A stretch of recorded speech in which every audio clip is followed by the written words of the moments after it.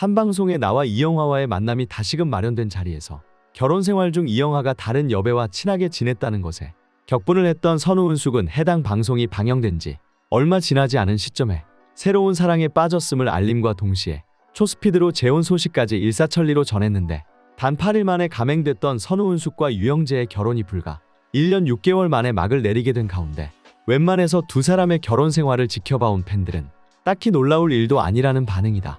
나름 탄탄한 재력을 갖고 있어 강남의 고급 빌라에 살고 있던 선우은숙에 비해 양천구의 한 오피스텔에서 기부하고 있던 유영재였기에 두 사람은 생활 방식에서 마저도 큰 괴리감을 느끼며 종종 다투었는데, 그런 유형재가 사실을 양다리였다는 의혹이 제기됐다.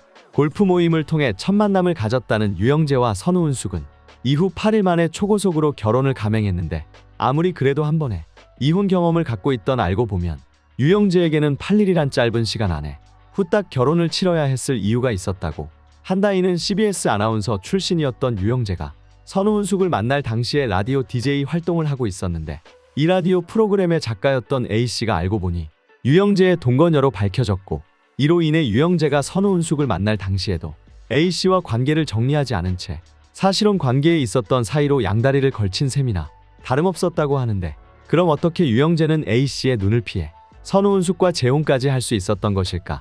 A씨는 알려진 대로 유영재의 라디오 프로그램 작가였다.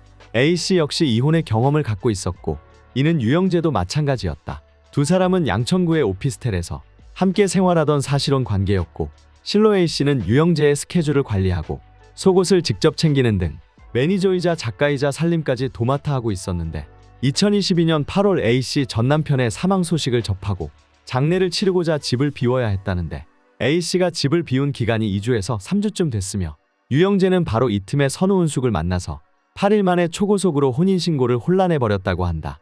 이에 아무것도 몰랐던 A씨는 유영재의 일방적인 환승연애도 아니고 혼인신고에 심각한 배신감과 충격을 받을 수밖에 없었고, 평소 유영재와 A씨의 사이를 공공연하게 알고 있었다던 팬클럽에서조차 유영재의 이런 개차반 같았던 만행을 외부에 공개하 들고 일어났었지만, A씨는 당시 아직 자녀가 학생이라는 점을 감안해 홀로 참고 지냈었다고 한다. 결국 A씨는 이후 거의 술독에 빠지다시피 하면서 힘든 시간을 보냈고, 유영재가 1년 6개월 만에 선우은숙과 이혼을 한다고 하는 이 시점에 이 같은 사실을 폭로했다는데, 그 사람이 고자여도 상관없다.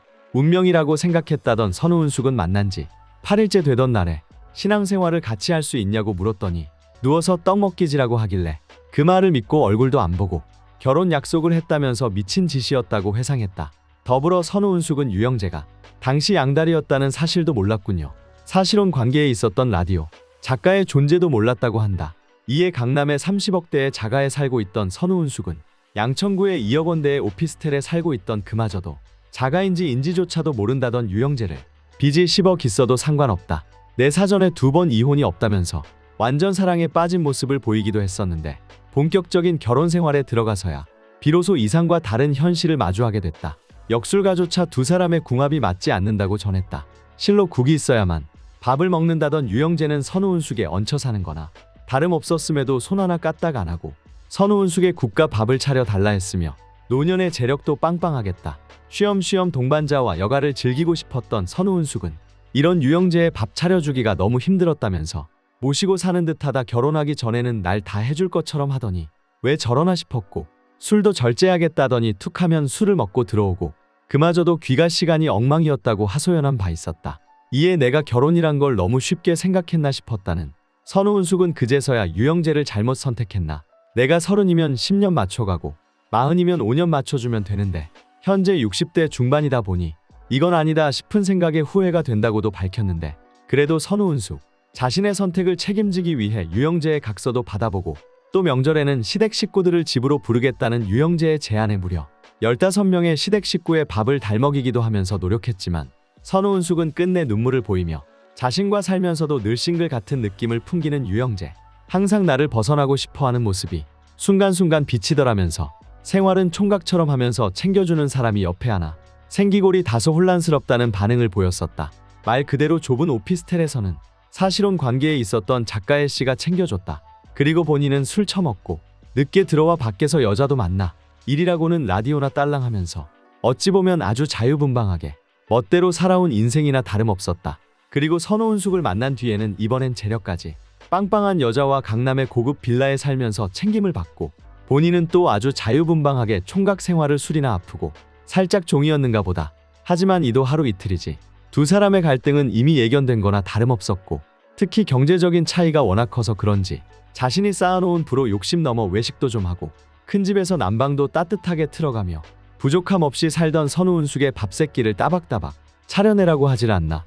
집의 관리비를 운운하며 관리비는 내가 내는 거니 난방비를 아끼라는 잔소리와 함께 춥다고 덜덜 떠는 선우은숙의 옷을 껴입으라면서 그녀가 틀어놓은 난방을 끄고 돌아다니지. 이 정도면 선우은숙이 보살이 나다는 없었는데 납작 엎드려 감사합니다 해도 모자랄 판에 유영재는 선우은숙과 가치관의 차이가 크다면서 결혼 전 자유로운 삶을 살다가 결혼 후 방송으로 인해 얼굴이 팔리다 보니 사람들에게 한 번도 주목을 크게 받았던 사람이 아니었던 자신의 한계가 부딪힌 것 같다.